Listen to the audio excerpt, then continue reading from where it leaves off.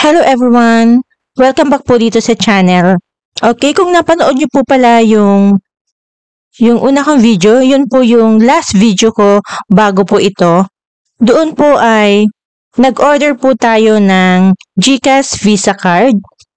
And now guys, after 6 business days ay natanggap ko na po ang aking GCash Visa Card. Okay, so ang nagdala po nito sa akin ay Ninja Van. Okay, and now po ay i-open na po natin itong aking GCash Visa Card.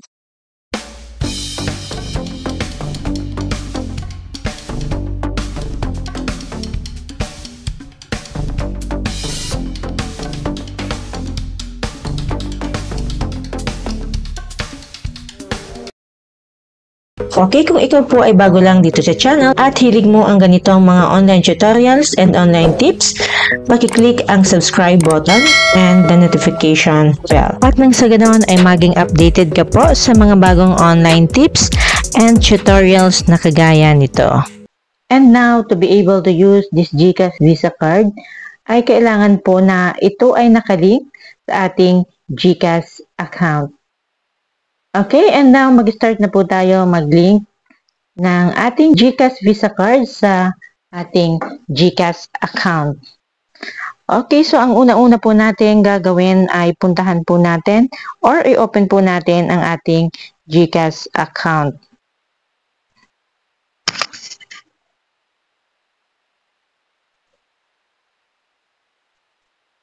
Okay, and then mag-login po tayo using our MPIN. Dito po guys ay may dalawa po kayong options. Pwede po kayo pumunta dito sa profile and then may link accounts. Okay, and GCash card. Okay, so i-back lang po natin.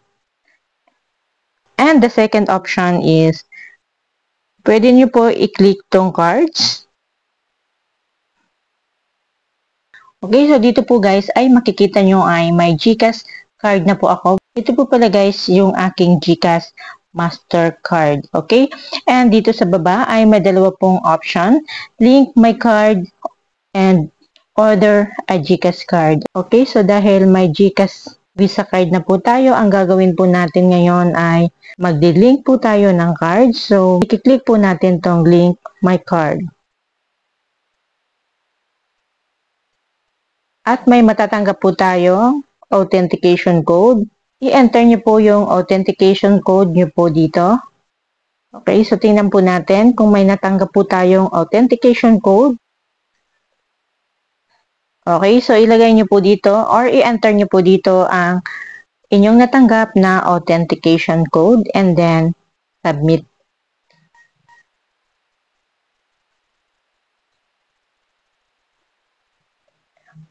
And dito naman guys, ay mag-enter po kayo ng inyong card information. Ito po ay makikita nyo po sa inyong GCash Visa Card. Okay, so ilagay nyo po dito yung inyong last 4 digits of card. And then, yung inyong virtual account number. Okay, so mahaba-haba ito guys. Ito po ay makikita po natin dito sa likod ng ating GCash Visa Card. And after po na mailagay po natin at ma-double check po yung ating last 4 digits of card and the virtual account number and make sure po na tama at kung tama naman po ay click na po natin tong next.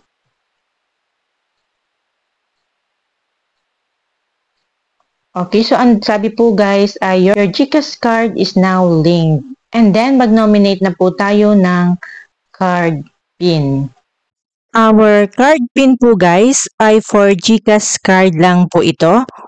At ito po ay iba sa ating MPIN. Ang MPIN po or Mobile Personal Identification Number, ito po guys ay 4-digit passcode sa ating GCash application. Okay, and ang PIN card naman po ay ito po ay 6 digits na gagamitin natin every time na tayo ay mag-withdraw sa ATMs or we can also use it every time we pay or shop using our GCash Visa Card.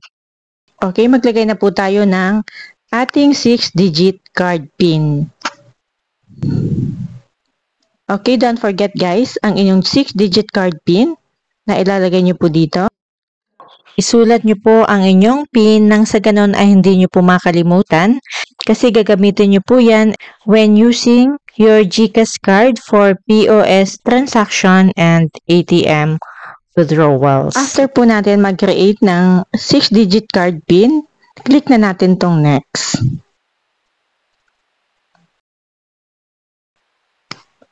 Okay, ang sabi po guys ay GCash card link. And may nakalagay po dito yung reference number.